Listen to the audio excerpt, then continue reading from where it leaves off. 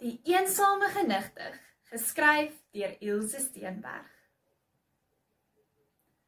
Lang gelede was daar 'n eensame genigtig, wat alleen op die randjie van niks en iets gewoon het.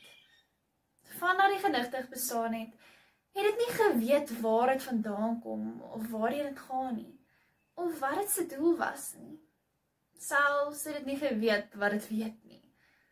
Maar dit het 'n naam besit, naamlik genigtig, net eenvoudig genigtig.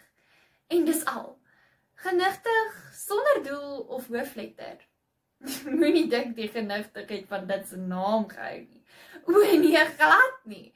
Dit het alles in dit se vermoë gedoen om ontslae te raak van die naam. Maar gaandeweg het die arme, eensame genigtig besef dat dit vas was op dit se naam. En dat dit en dit se naam een en dieselfde was. En dit was eintlik net 'n naam. Erger nog, dit se naam was net 'n woord, want dit het nie 'n hoofletter aan die begin gehad nie. Toe het die genigtig daar op die randjie van niks en iets gesig. Die sig het deur die donkerte van die aandliggie gekruip en gekruip en gekruip. En uiteindelik teen iets gebots en net daar bly lê. Groot was die verbasing van 'n ooit en sy vrou, 'n nooit. Toe hulle die verkrekelde sig die volgende môre daar sien lê. Uitgeput en blou van die koue. Weet, begin die ooit en die nooit gaan voort. Jou gesig. Die genigtig wat woon tussen niks en iets. Hoe kom het die genigtig jou gesig?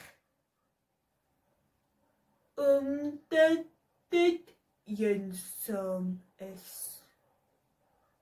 Verduidelik die sig vermoed.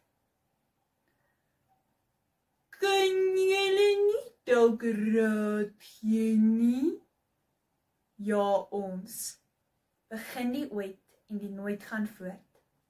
Kan natuurlik. Die eensame genigtig moet 'n meervoud soek. Verder wou die sig die opregte nooit en ooit nie lastig val nie. Hy het vertrek om vir die arme, eensame genigtig 'n meervoud te gaan soek. Hy het tussen die bestaan van alle nikse en ietsse gesoek en gesoek en gesoek. Radeloos het hy hulp gevra by 'n sommer.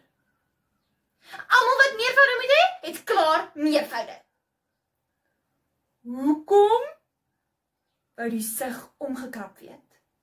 Sommer! Het die sommer nors gesê en sommer weggegaan. Weemoedig het die sig trek terug na die genigtig. Maar dit was te laat. Die genigtig was dood van eensaamheid.